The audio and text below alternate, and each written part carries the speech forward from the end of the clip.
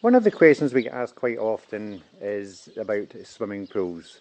If you're planning on having a swimming pool, a lot of them, if they haven't had swimming pools before, are quite concerned about the maintenance and upkeep of it. It's exactly the same kind of feeling that myself and Andy had when we first moved over. We'd never been anywhere near maintaining a pool, and we thought it would be really quite hard and difficult. But hopefully in the next few minutes this will explain just how quick and simple it actually is. This particular pool is your standard 8x4 swimming pool with the Roman steps. What you do mainly on a daily basis is just skin the top of the surface with the net that Andy is clearly demonstrating, and that just helps to pick up any sort of small beasties and leaves and flower petals that may be lying on the top of the water. But what I'll do is I'll just quickly give you a quick demonstration as to the running of a swimming pool. So one of the main used parts of the swimming pool is basically the skimmers. The skimmers just basically, it does it exactly as it says, just constantly skims the surface of the water down to the skimmer engine baskets, which I'll show you in a minute. You have 3 jets, you've got one there, one on the other side, and you have your centre jet, and it's just a jet of water pushes along and carries the water down towards the skimmer gates. Here you have your inlet for when it comes to hoovering. You actually plug in your pool hoover into there, and that's where all your dirty water and debris will actually be sucked up into the system. You have the skimmer gates, so as the water pushes through, the gates fold back down, but they flip back up so as any debris doesn't come back out into the pool. Any debris being collected, such as leaves, dead beetles and things like that, are actually gathered here in the skimmer baskets. So you have 2 skimmer baskets, and it's just a simple case of all the heavy debris, such as flower petals and things, just gathered in there, and it's just a case of lifting the basket out, emptying it, putting it back in again. The main controls for the swimming pool is very straightforward. The swimming pool is in a centralised, sealed plumbing system basically. It just runs in a circuit. Starting from here, you have your main water control. You have your 2 main skimmer switches, and you have this one here for doing your hoovering and backwash, which I'll explain just shortly. But this is it basically set up for everyday use. You also have your pump with another filter that catches any debris from hoovering up. The water will run down through the pump and into the sand filter. From the sand filter, it's pumped back in through the skimmer jets, and it just carries on in a circular motion, keeping your water nice and clean and tidy.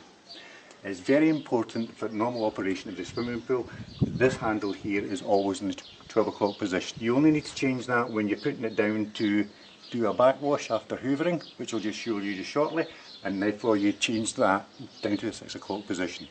Immediately after doing your hoovering and doing your backwash, always ensure that you return it to 12 o'clock position. One other thing to point out is your main control switch. It does got a manual on-off button, but you also have your timers. The timers, you can put your skimmers on to come on and off in the morning and on and off again in the evening.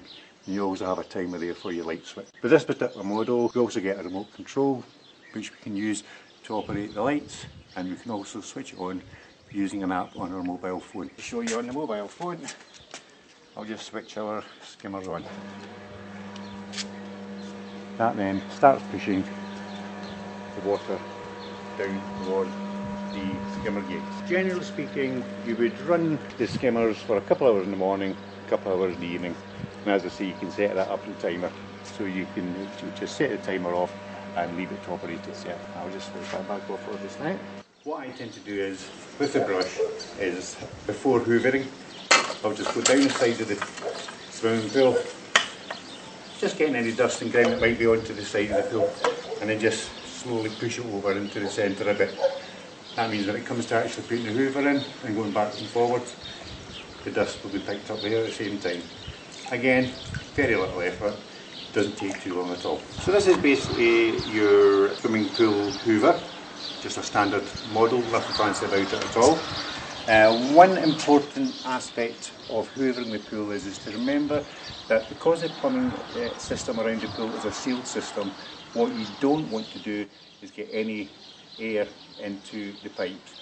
So before switching on any hoovers, make sure that it's one fully submerged into the water, like so. And another important thing is to ensure that the piping itself doesn't contain any air. There's a couple of ways you can do this. This pipe is a particularly long pipe, so it's quite difficult to try and submerge completely. So what I tend to do is I'll go up to one of the jets for the skimmers. I would switch the skimmer on, put that up against the jet. I would then fill with water and the pipe will sink. I would then, with the nozzle still underneath, plug it into the hoover socket over there before switching it on. I would then carry on commence with the hoovering. And again, it's just as important that you're able to switch it off before removing the pipe or the hoover from the pool itself, because it will just suck up here and put it into the system. And it's just simply a case of, with the hoover, it's just to go slowly up and down the swimming pool, like so. Do a standard 8x4 pool, depending how fast you go, but just nice slow pace, take you less than 20 minutes. So all in all, the actual maintenance upkeep of the swimming pool is really quite simple. So once you have finished your hoovering, basically you've sucked up all of the dirty water and debris that's lying at the bottom of the pool. It's now circulating the system, going through into the filters. What you need to do now really is do what they call a backwash. And that's where you'll change this control here from the 12 o'clock, press it down, change it to the 6 o'clock. You would turn these two controls fully off in that direction and this one fully on in that direction and start it. What that will do is it will dump water out of the system, in this case down into the street at the back there, run it for a few minutes until the water's nice and clear, then switch it back off again, and always remember to return that back to the 12 o'clock. That ensures that any of the dirty water that's running around the system has now been discharged. Right, so basically after the backwash, like I said, doing the backwash itself means that you lose a couple of towel lengths of water, so you have to top that up. Now, swimming pools have two different methods. One is the manual method, like mine, where I just pull out the garden hose and let the swimming pool top itself up over an hour. There are the automatic systems, which is very much operational, like a toilet system that has a bulb cock, and when the water level drops, it automatically switches up, depending on the system that you have. Both are very much the same. Very much an easy, simple process to do. So having cleaned the swimming pool, the only other thing that you have to keep an eye on is the actual quality of the water that's in the swimming pool. Mainly your pH levels and your chlorine levels. Very easy to keep on top of once you've got it to the right balance, and very easy to test. There's several different types of testing kits available.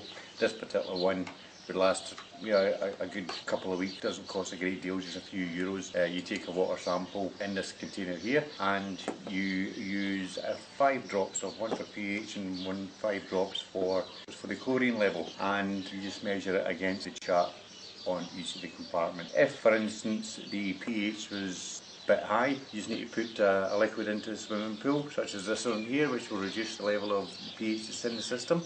And if it's a bit low, there's a similar product where you just add it to the swimming pool, where it'll actually bring your pH up. Very much the same with the chlorine levels. Very easy to do. One other thing you may have seen in people's pools is this. And basically, once you have your levels exactly where you have it, just to keep it going regularly over a weekly basis is your tablet. Once you've got your pool balanced the way you like it, one of the most simplest things to do is to use one of the pool floatings, and all you have to do is put into this the tablets, and that will help to control your pH and your chlorine levels, as well as a couple of other things that it does, such as the clearing the water to make it look nice and crystal clear. And you just pop them into the float, depending on what you need, 1, 2, 3 or 4, and just let it float around in the swimming pool itself. And once a week, just give it a daily test, and that will let you know how the pool is actually doing. Now, there are many companies out there who will be more than willing to come out and do your swimming pool for you. They'll clean it, maintain it, and keep the chemical levels at an acceptable level. The charges for that, depending who you go to and what area you live in, it can be about between 80 and 90 euros a month. For that, they'll clean the pool twice a week during the summertime and once a week during the winter time. It's entirely up to yourself what you choose to do, whether you prefer somebody to come in and look after your pool for you, or whether you want to do it yourself. One thing I would recommend though is when you first take over your property and you have the pool, is to call in one of the companies just to do a general clean for you, check the water levels, make sure the pumps and all the systems working correctly, and any hints and tips on running your particular pool. After that, you can just maintain it yourself at the level. Should you come across a problem later on through the year for whatever reason, then the company who came out to advise you in the first place is only a telephone call away. Enjoy your swimming pool. Thank you.